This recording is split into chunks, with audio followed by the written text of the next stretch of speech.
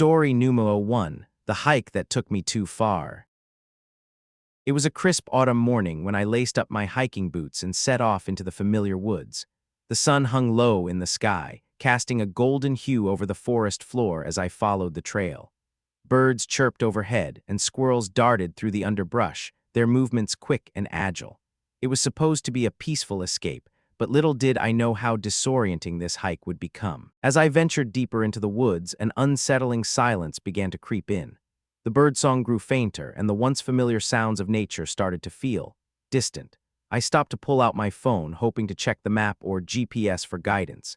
To my dismay, it was unusually hot, almost as if it had been sitting in direct sunlight for hours. My heart sank as I saw there was no signal and the GPS was offline. I tried shaking it, hoping to reignite some function, but it remained lifeless in my hand. Panicked, I stuffed the phone back into my pocket and took a deep breath, trying to calm myself. But before I could fully compose myself, something caught my eye, a ball of lightning, an electrical sphere that shimmered faintly in the air.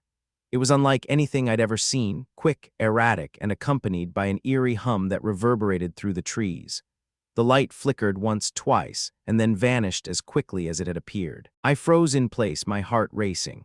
My mind tried to rationalize what I'd just seen, but nothing made sense. The forest around me felt wrong. Shadows seemed to writhe and twist unnaturally, and the air was thick with an oppressive silence that pressed against my ears.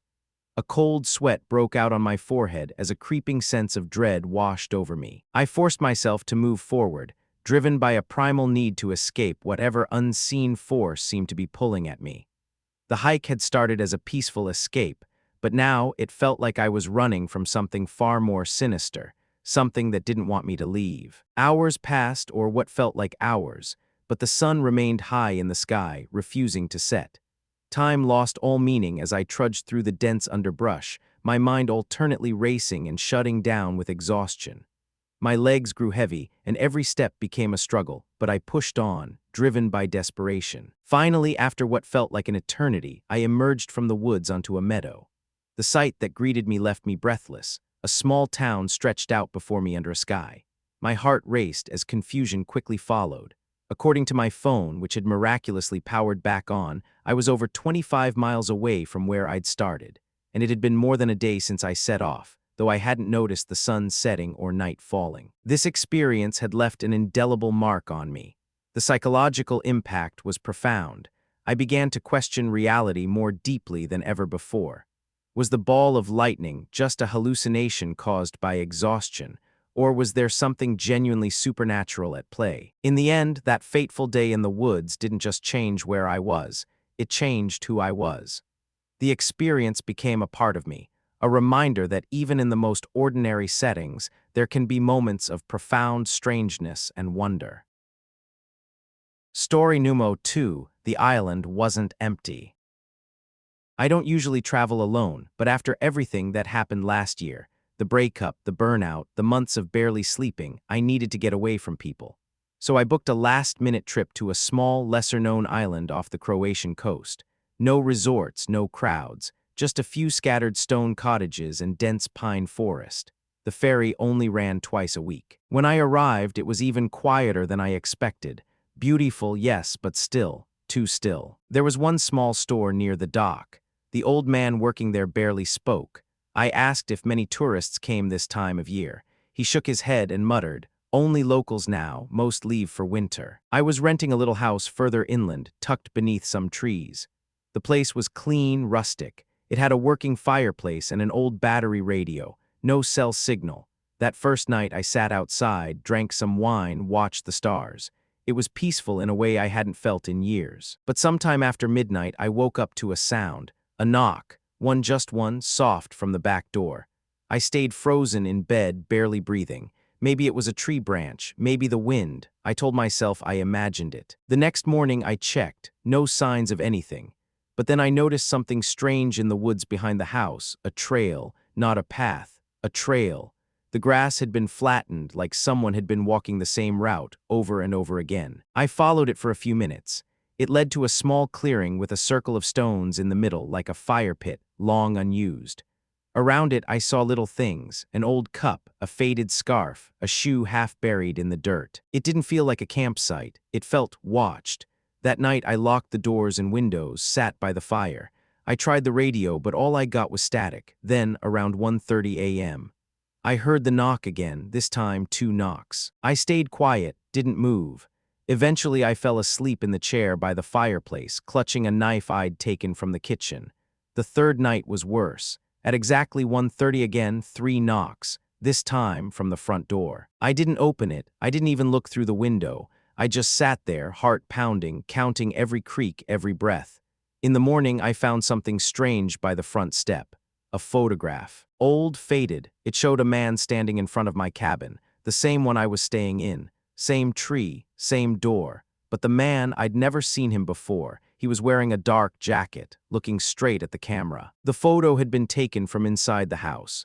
That was yesterday. Last night was the 4th knock. I didn't sleep. I didn't even sit down. I packed my bag, held my breath, and waited by the window with a flashlight clutched in my hand. At 1:30 a.m., there were no knocks. Just the sound of the attic hatch slowly creaking open above me. I don't remember screaming. I remember running, grabbing my bag, keys in the wrong pocket, stumbling out barefoot onto the road. No flashlight, no phone, just the cold night air and something behind me that I didn't dare look at. I ran until I hit the dock. I don't know how long I waited there, curled up behind a stack of crates. The sun was just rising when the fisherman found me. He didn't ask any questions, just looked at me, nodded slowly, and said, "You're lucky. Not everyone gets away from that place." He never said what that was. I never asked. And whatever it was, I didn't see it. I didn't turn around.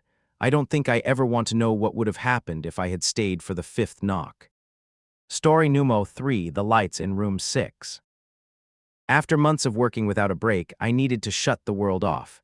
No emails, no people, just silence. So I booked a room in a small family-owned inn nestled in the Alps. A little village no one had ever heard of. Population maybe 200. A friend had recommended it years ago, saying it was beautiful, empty, and feels like time forgot it. Sounded perfect. The place was charming. Wooden beams, stone fireplaces, and creaky floors that gave it character. The owner, Marta, was in her 60s, soft-spoken, with a strange habit of avoiding eye contact. She handed me the old brass key to room 4 and told me not to worry about breakfast. "Just rest," she said. "People come here to rest." That night, after settling in, I went for a walk. The village was eerily quiet, even for a mountain town. No cars, no shops open, just one cafe with its chairs stacked and lights off. I didn't see a single person. As I came back up the path to the inn, I noticed something odd. Room 6 window was lit. A warm yellow glow. Someone else must be staying here, I thought. But Marta told me I was the only guest this week. I stopped and looked again.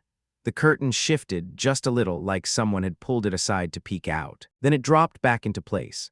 I hurried inside, trying to shake off the chill I suddenly felt. The next morning over tea, I casually asked Marta if someone else had arrived late last night. She paused, then gave a tight smile. "No, just you." I pointed out that room 6 had its light on. She didn't answer, just poured more tea and said, "Some doors in this house stay closed, that's all." That afternoon, I took a nap, woke up to the sound of footsteps upstairs, slow, deliberate above my room, but there was no second floor. The attic wasn't accessible. I checked. It was locked. That night, I couldn't sleep. Every few minutes, I'd hear faint creaks like someone pacing in the hallway. I opened my door once, nothing, just empty shadows and old wallpaper. At around 2:15 a.m., I noticed something again.